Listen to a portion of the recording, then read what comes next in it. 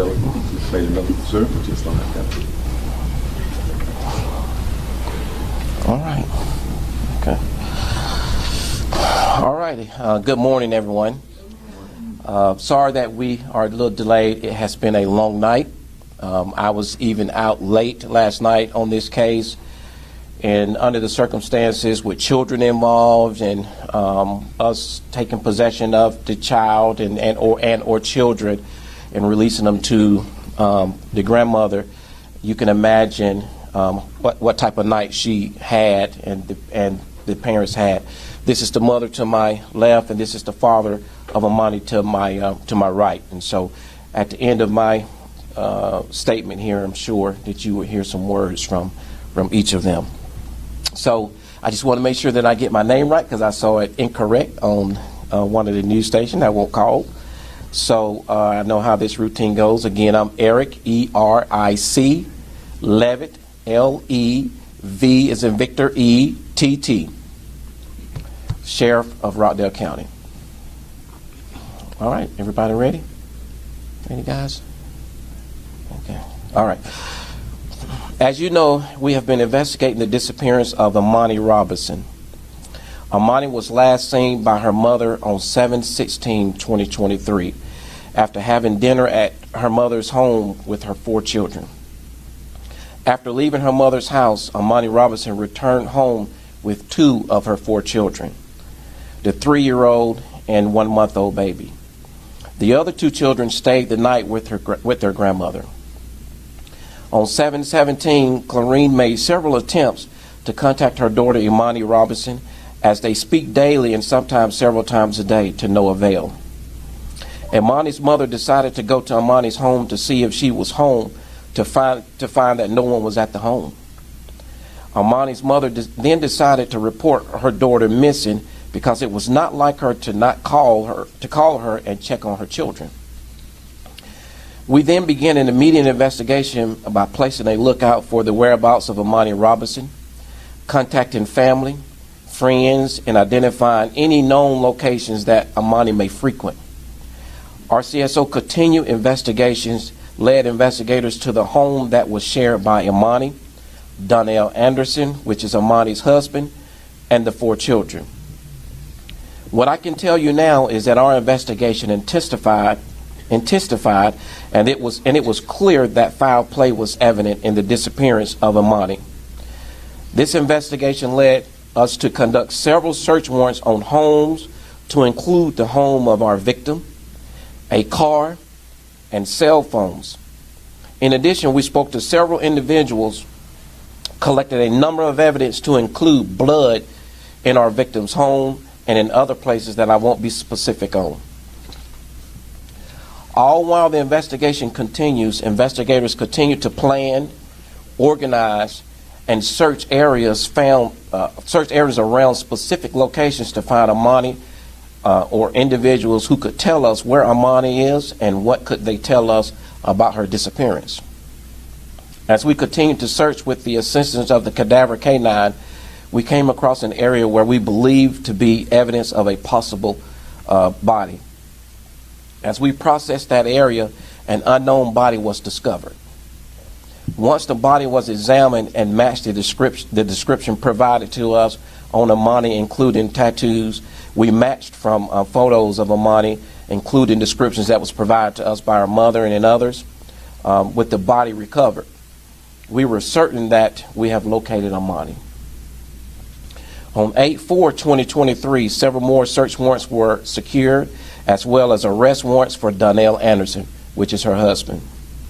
I activated my SWAT team to go and pick up Donnell Anderson. Donnell Anderson was located at an apartment location in the city of Atlanta. Donnell Anderson is charged with felony murder, malice murder, aggravated assault, possession of a firearm during the commission of a crime, and there could be more charges. This investigation is still ongoing, and I can assure you that another arrest will be made. I want to encourage anyone else who may know anything about this case to contact my office. At this time, I want to thank our partners. I would like to provide a special thanks to APD, the GBI, Special thanks to the South Fulton Police Department under the leadership of Chief Keith Meadows. Under his leadership, I want to specifically thank Lieutenant Weathers. As I stated earlier, this is an ongoing investigation. We are out in the field even as we speak on this investigation. I told you that there's going to be another arrest, and that is the reason why we're still out here on the field. And we're going to get that individual and any other individuals that could be attached to this case in custody if we find out that anyone else is involved. I have expressed my sympathy to the mother and father and their family, and I promised them that I was going to find Imani and find out who done something to Imani, and that today we have done. And so now at this time, I will turn it over to the parents. This is Miss Clarine and Mr. Ackland. You want to say anything?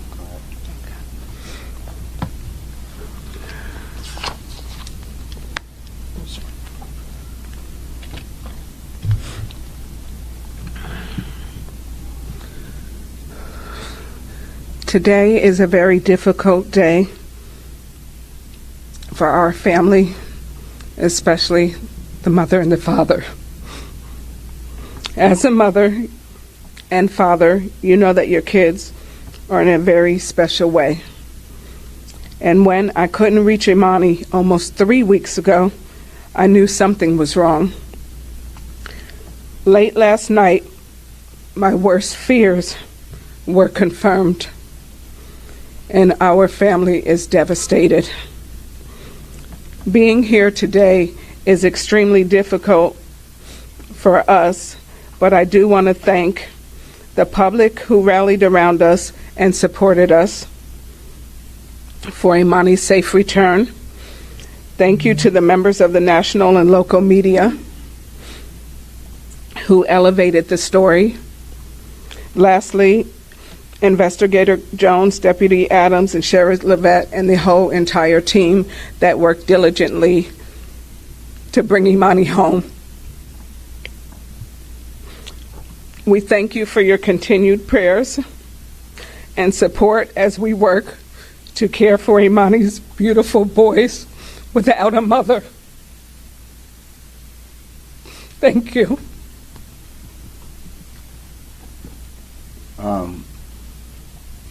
Yeah, this is not the news that we wanted to have, but I was prepared. I was preparing Imani's mom for it.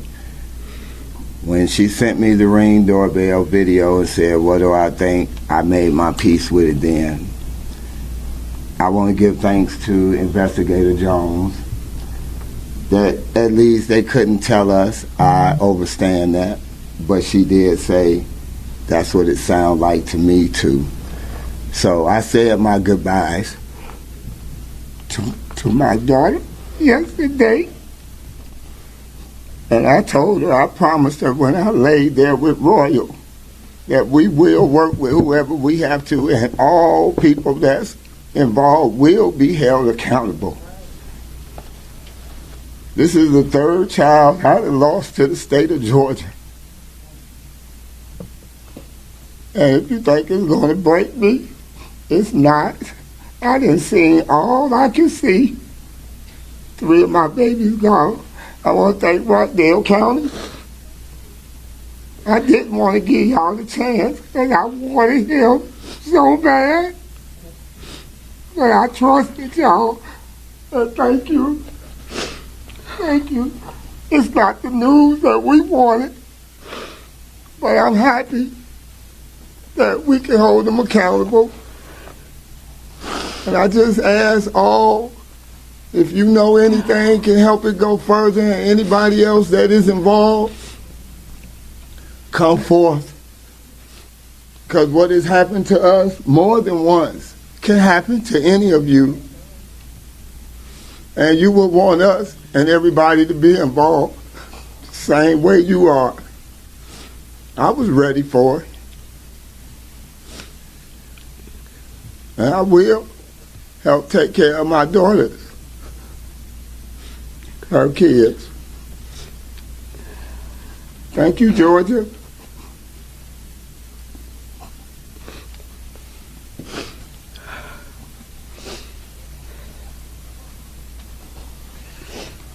I would be remiss if I did not. I'm not joined by a lot of my investigators because, again, as I stated earlier, we have put a lot of. At the time that I first reported this, I told you all we've put over 400 hours of time into this, and now it's gone well over 400 hours. And so I'm not joined today by a lot of the investigators because they are out on the field, still, conducting some investigation.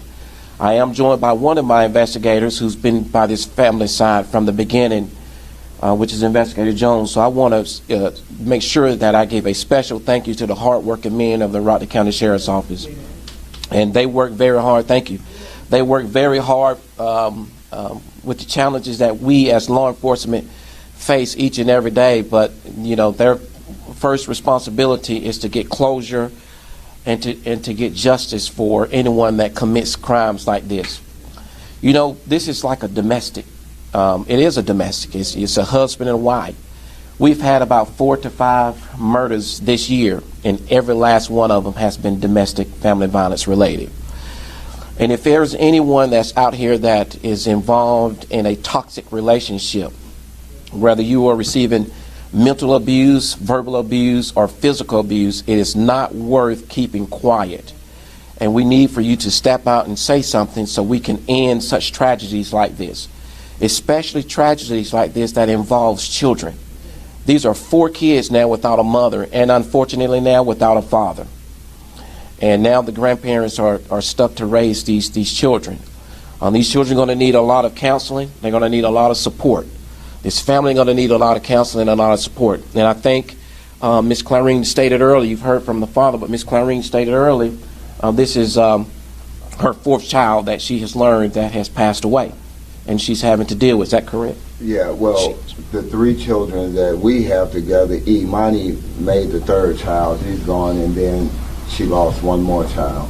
So it's 4 total for her and 3 for me. Yeah.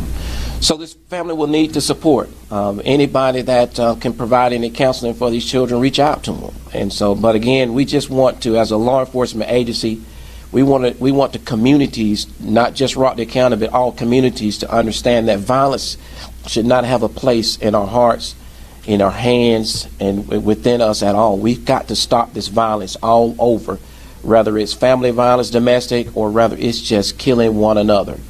And so, again, thank you all.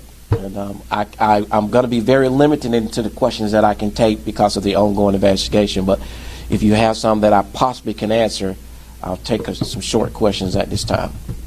Can you just provide a little clarity on the timeline of when you found the body to when the search warrants and then when the arrest happened? Let me see.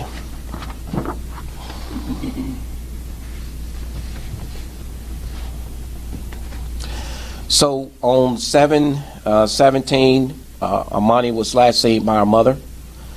No, I'm sorry. On 7/16, Imani was last seen by her mother.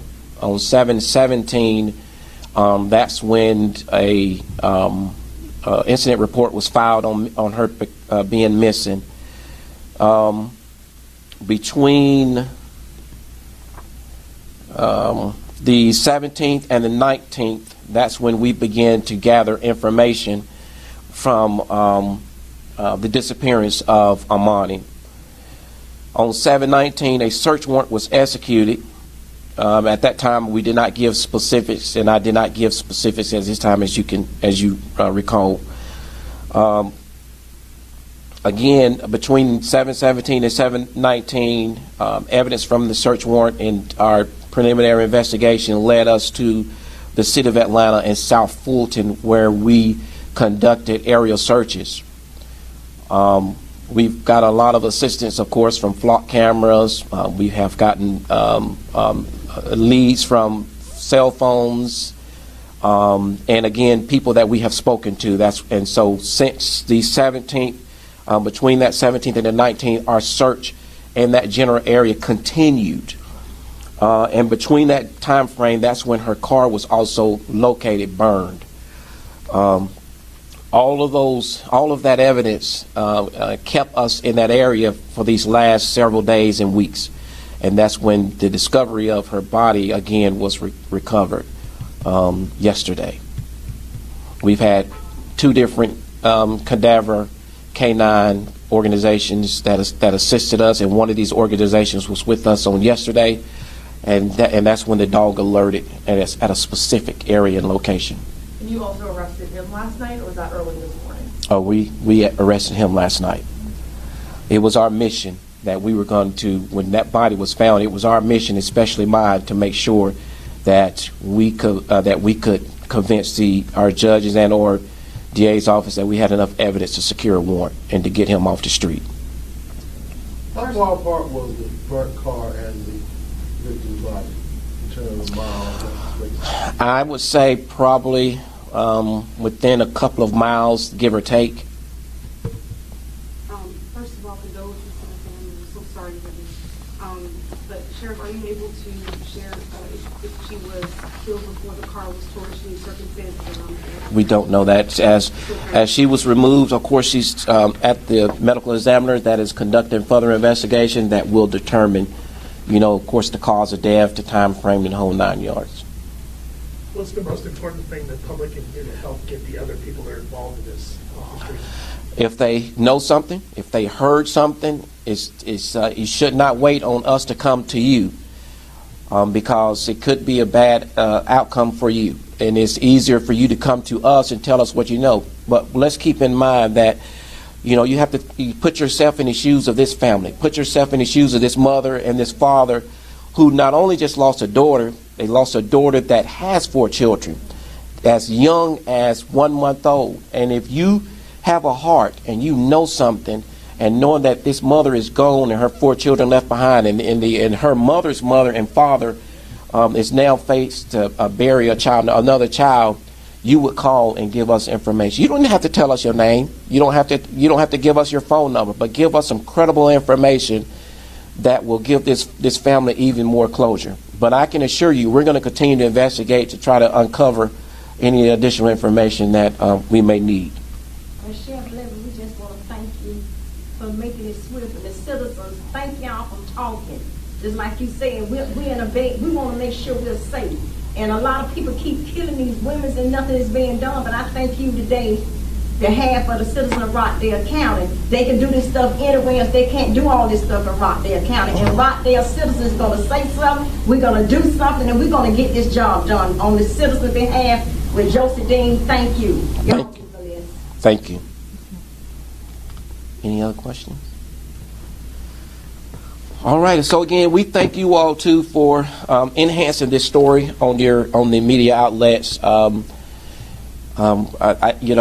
knew a lot of details at the very beginning that we just could not share. We did not want to jeopardize. Oftentimes, as y'all know, law enforcement don't want to share a lot of information because we don't want individuals to shut down and or run or hide.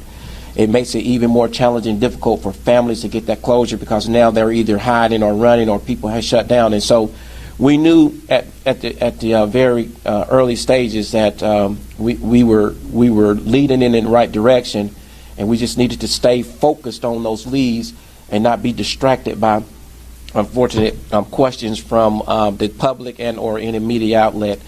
Because to us, our main concentration was getting answers for the family. So, but you all done a wonderful job in getting the story out for the family. The family that's reached out to you all took that story and ran with it, and we appreciate it. So, again, thank you, and that concludes this press conference.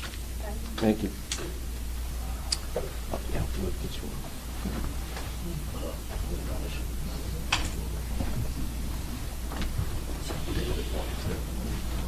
You can have one.